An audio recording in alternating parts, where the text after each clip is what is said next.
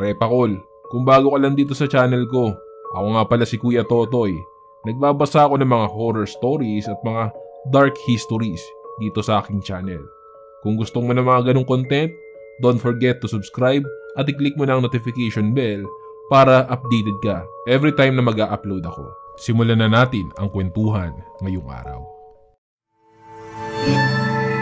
Serye FM.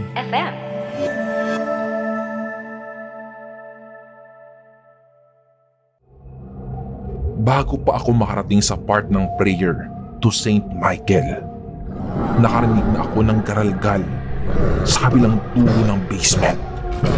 Garalgal na parang nagagalit. Pero tuloy pa rin ako sa aking pagdarasal. Pero parang lumalapit ito sa amin ni Dale. Kaya hinata ko yung rosary ni Dale sa bulsa at nag-sign of the cross ako sa harap nung gumagaralgal na nilalang.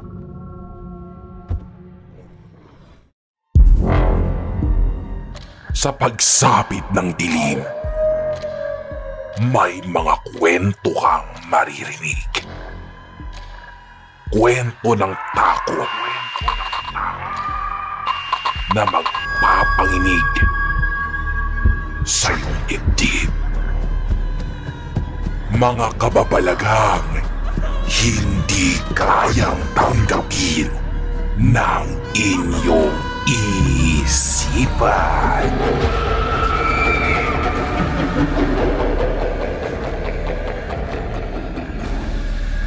Nagkaganap sa Kilabog Pinoy Horror Stories.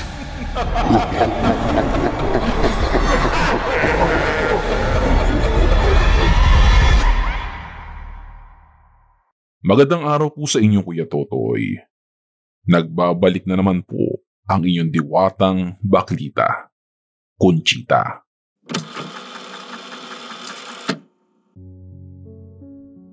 Ito po yung case na nabugbog kami ng husto. Pero not in a physical way, but spiritually, emotionally, and mentally. March 10, 2010, somewhere in Laguna. Nag-request sa group for cleansing. So, halos lahat ng kasama for this case ay yung mga psychic ng group na nakagawa na ng cleansing. Kaming tatlong sa lingkit-kit ay backup lang, maski nakagawa na rin kami ng cleansing before. Ito rin ang time na nagsama sila ng mas bagong psychic, si Patricia.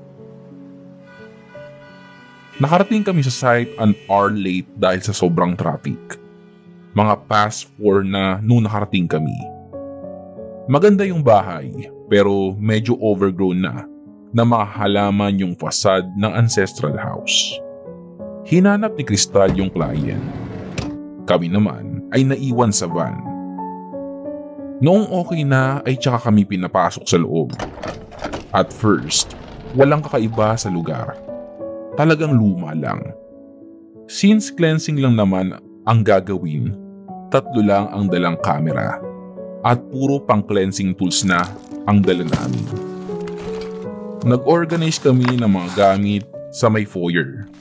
Nilatag lahat pati yung crucifix at yung sensor. Nagsimula kami doon sa foyer ng opening prayer. After that, nag-take na ng mga assigned rooms ang mga kasama ko. Nagpunta si Crystal sa attic room. Si Diana naman ay sa second floor master's bedroom. Sa katabing mga room sa second floor ay si Paulo. Sa ground floor sa may maid's quarter ay si Amber. Sa living room naman ay nandoon si Seth. Kaming tatlo nila Randy at Patricia ang natira sa may foyer at nagdadasal pa rin.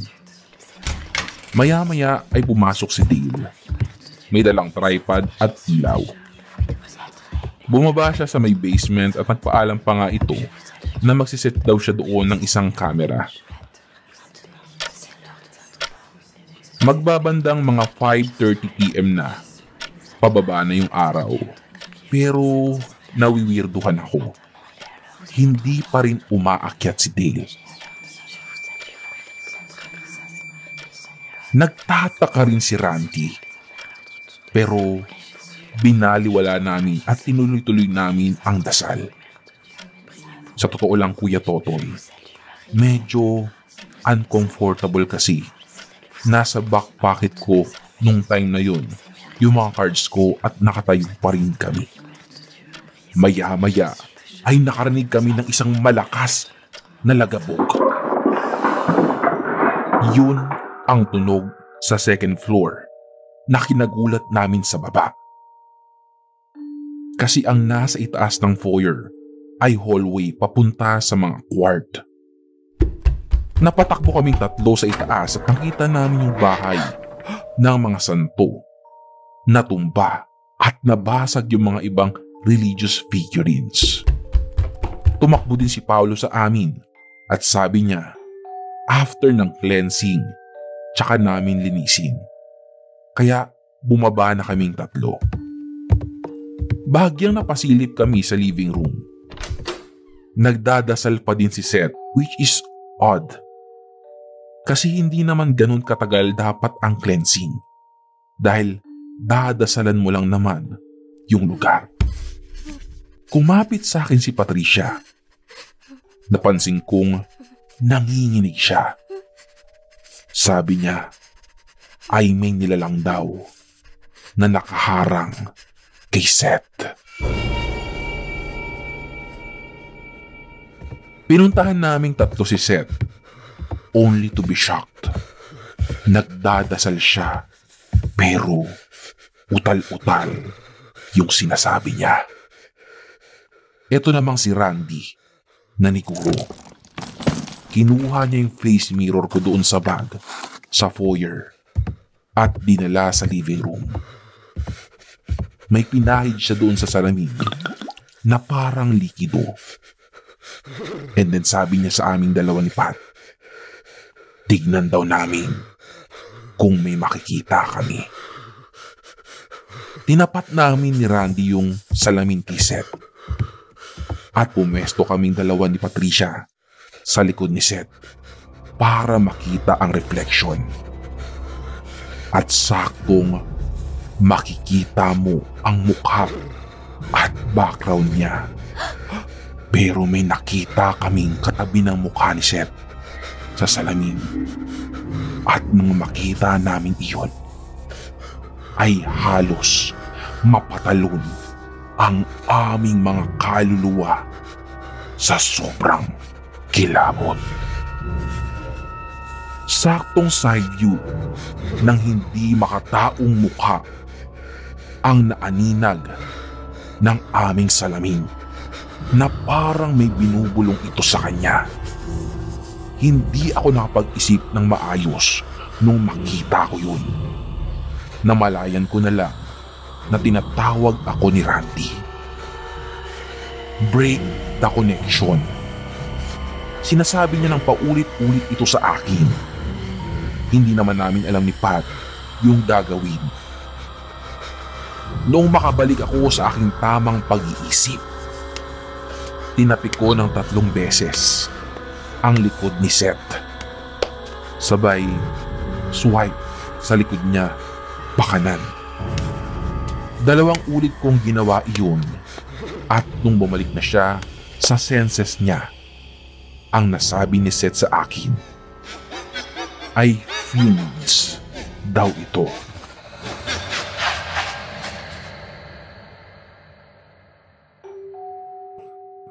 Napaisip agad ako dahil madaming klasing fiends.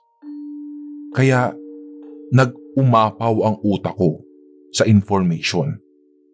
At nang nasabi ko na lang doon kay Randy, ay silipin si Amber sa maid's quarter. Kaya napatakbo naman siya doon. Sabi ko naman kay Pat na samahan muna si Seth at aakyatin ko si Crystal. Habang umaakyat ako, ay doon ko lang naalala yung isang nabasa ko sa libro ni Mon about demonology. Mostly ang mga fiends ay ina-associate sa Peru, isang wise demonic spirit na kayang itago ang presence at kumain ng enerhiya. Kapag nasa state of meditation ang tao, like prayers, vampiric ang dating nitong mga to. Kahit kinikilabutan na ako sa aking naalala, nagpatuloy pa rin ako sa pagtakbo papuntang attic para sabihan si Kristal. Pagdating ko doon sa attic, naroon si Kristal at nagkalat ang asin sa buong attic habang nagdadasal siya ng binding prayer. Pero at least, okay siya. Sinabi ko kay Kristal yung nangyari. As sinabi niya na kanina pa niya nalaman nung nagdadasal siya. Parang nahihilo siya kaya daw itinigil niya ang pagdarasal at nagsaboy siya ng asin. Sinabi niya na sindihan ko na ang insenso sa baba at susunod din daw siya. Bumaba na ako. And then, pagdating ko sa second floor, nag-worry ako kay Diana at Paulo. Kaya sumaglit ako sa mga rooms nila. Only to find na ganun din, nagkalat ang asin sa kwarto nila. Dumiretso na ako pababa at sinindihan ko na ang insenso sa foyer. Pagsindi ko ng insenso, yung usok niya ay lumalabas sa direksyon ng pinto at hindi papasok ng bahay. Kaya isinara ko ang pinto. Nakasunod naman si Kristal at nagpunta siya sa living room. Tsaka ko lang naalala, si Dale.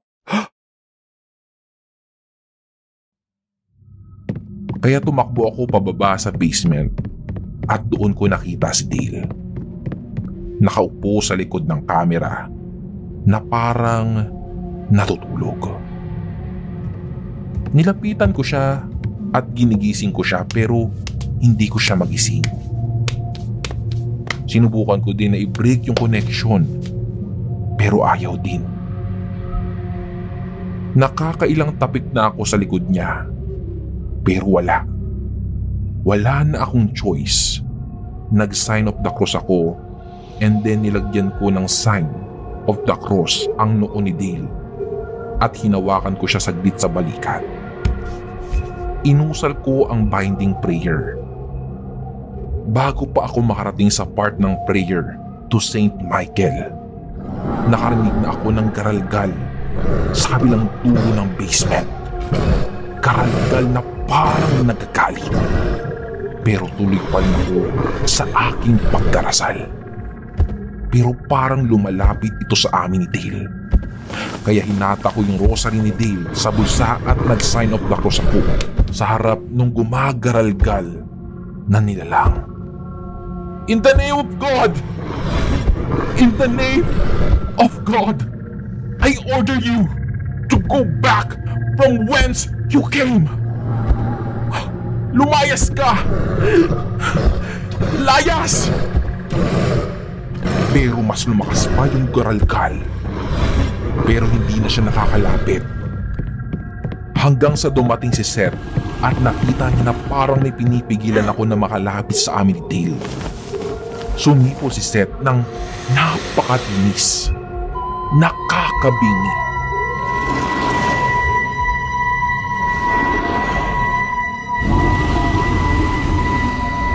Pagkatapos nun, nawala yung garalgal at nagkamalay si Dale. Dali-dali kaming umakyat sa may foyer kahit nangangatog pa ako sa sobrang takot. Pagdating sa foyer, okay naman ang lahat maliban kay Amber na namumutla at halatang halata sa mukha niya yung takot. Galit na sabi ni Kristal, "Putya, may nakalimutang sabihin sa atin yung kliyente." Lahat kami ay gulong-gulo. Wala nang pumapasok sa utak ko dahil sa sobrang takot. Tinawagan ni Kristal si Mon para sabihin yung nangyari. Si Paulo naman ay binuksan yung front door para makalabas yung makapal na usok galing sa sensor. Tinulungan ko naman si Seth dalhin sa labas si Dale. Nahihilo pa siya nung time na yun, kaya inihiga muna namin siya sa van. Tinanong ko si Seth kung ano yung ginawa niya kanina sa basement, kung bakit gano'n yung sipol niya. Sa totoo lang, Kuya Totoy, 2 tao pa lang ang narinig kong kayang sumipol ng gano'n. Yung isa ay yung kaibigan ko nung high school na officer namin sa CAT. At ang pangalawa ay si Seth. Tinignan niya lang ako at sinabi na kung totoong nakikita ang future sa baraha, marahil pwede kong makita ang ginawa niya sa panaginip ko. At naiiritang sabi niya, sunod daw doon ay kailangan ko din daw i-explore yung mag-recollect sa panaginip para makita ang hindi ko nakikita. Sabay lumayas na siya. Hindi ko maunawaan kung ano ang sinasabi niya, pero naisip ko din na baka dala lang ng pagod iyon. Pumasok na ako sa bahay, pero nasa kalagitnaan na ng sinasabi ni Crystal. Sabi niya na kailangan matapos ang cleansing dahil hindi naman maiiwasan na may lumabas kasi nga cleansing, kaya ipinagpatuloy namin ito. Ngayon, tukoy na namin kung ano ang nananahan sa lugar at kailangan daw namin itong mapalayas sa loob ng bahay. Kapag hindi daw namin ito magawang paalisin, ay kailangan na namin i-turn over sa simbahan. At nung babalik na kami sa original spots namin, minungkahi ni Seth na ipababa ako mag-isa sa basement. Sumang-ayon naman si Crystal. Magrereklamo na ako noon nung bumulong sa akin si Seth. Alam mo na. Alam ko na may alam ka sa pag-i-expel. Huwag mo nang itago. Huwag mo nang itago yung nalalaman mo. Gawin mo na. Ginawa na yan ng lolo mo. Kaya malamang alam mo rin yan kung paano gawin.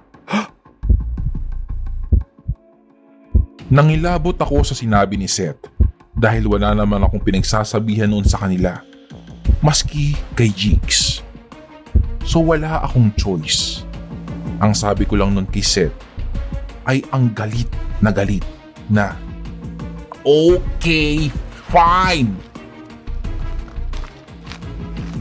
Bumalik ako sa van at kinuha ko yung notebook ko at 5 kandila, holy water at asin. Hinugasan ko ang mga kamay ko ng holy water at sabay ipinahid ko ito sa katawan ng mga kandila at inulit-ulit ko ang mga pangalan na nasabi ko noong pinipigilan ko ang kung anumang lumalapit sa amin ni Dale. Pumasok ako sa bahay at nasa positions na sila, kaya dali-dali ako nagpunta sa basement. Pagdating ko doon ay malamig na ang basement. Kaya itinayo ko na ang 4 na kandila sa harapan facing the direction of the growl kanina at hawak ang 1 kandila, holy water at asin. Sinimulan ko ang dasal sa Our Father, Apostles' Creed at Glory be. Maya-maya ay narinig ko na naman ang growling sa dulo ng basement.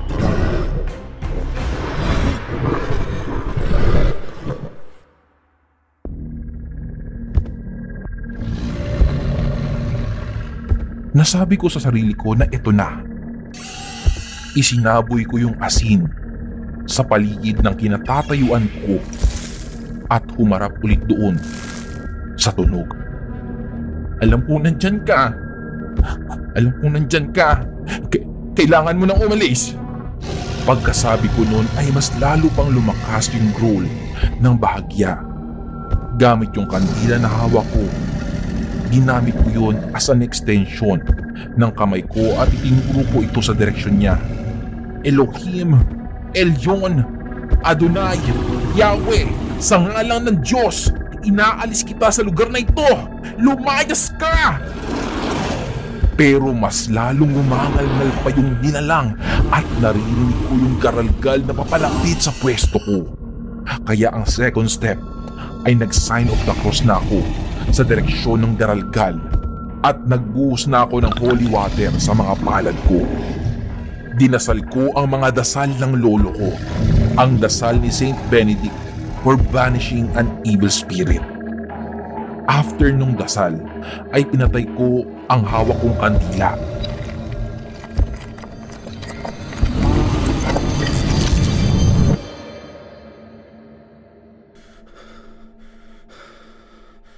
Nang mapatay ko yung kandilang hawak ko, ay parang na-vacuum out yung lamig na kahangin sa basement. Kasabay din nun ay nawala na yung garalgal, kaya nagkalat na ang asin sa basement. Praying like hell na sana hindi na bumalik sa basement yung hayop na yun. Pagod ako, as in, pagod na pagod. Parang na-drain ako at gusto ko na lang humilata at magpahinga. Pag-akyat ko, ay ako na lang ang hinihintay nilang lahat. Kaya sabi ko sa kanila na success ako sa baba. At tinanong ko sila kung pwede na ba akong umuwi para makapagpahinga. After nun, yung mga kasama ko na ang nag-pack up. Ako naman ay nasa van kasama si Dale na okay na ngayon. Sabi sa akin ni Dale, "Uy, Conch, pagpasensyaan mo si Seth ha. Ganun lang talaga ugali nun. Pero, abait yun. Siguro na-stress lang kanina sa nangyayari. Wag mo sanang dibdibin yung mga sinasabi niya ha." Sabi sa akin ni Dale.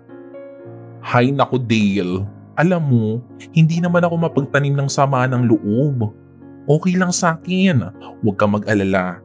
Tsaka, pasalamat niyang si Seth ha, eye candy siya." Pabirong sabi ko. After nung pack up, umuwi na kami at tiyak na magpupuyat na naman si Jig sa bahay. Buti na lang, hindi siya kasama dito at baka mapalo na naman ako noon dahil magkadikit na naman kami ni Seth. Crush kasi niya si Seth, Kuya Totoy.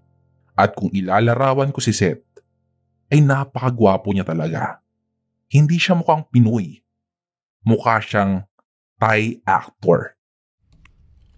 Nakauwi na ako sa bahay ng bandang 1 to 1:30 a.m. Not sure, pero in between ang natatandaan ko. Noong nakauwi na ako, ay yung eksena ng daddy ko sa kusina na parang nahuling pusa. Nakita ko kasi siya na sinasandok yung isang tub ng Selecta Rocky Road in scrub suit and scrub cap. At sabi niya sa akin, "Huy, huwag ka maingay sa nanay mo ha. Magagalit na naman yun sa akin. Sabihin inuubos ko lagi yung ice cream dito sa rep. Ha? Kamaingay. Shh!" Sabi niya. Oh my gosh, pa. Kaya pala nung isang araw, tinatanong ako ni nanay, asan daw yung ice cream? Bakit na may bawas? Kakabili lang daw niya noon. Ikaw pala kumakain. Uy, pero pa, sa atin lang din to. Huwag mo sasabihin kay mama na ginabi ako ng uwi. Ha? Parehas tayong may secret. Pa, pingin ako dyan. Paubos mo na eh. Sabi ko, alam mo yung pagod na pagod ka na at pag uwi mo sa bahay, ganun ang itsura ng tatay mo. Parang timang, di ba? Natawa na lang ako sa kanya. At sinabi ko na wag rin siya magsusumbong kay Mudra. Nagkasunduan kami na itago ang lihim na ito. End of Case 5.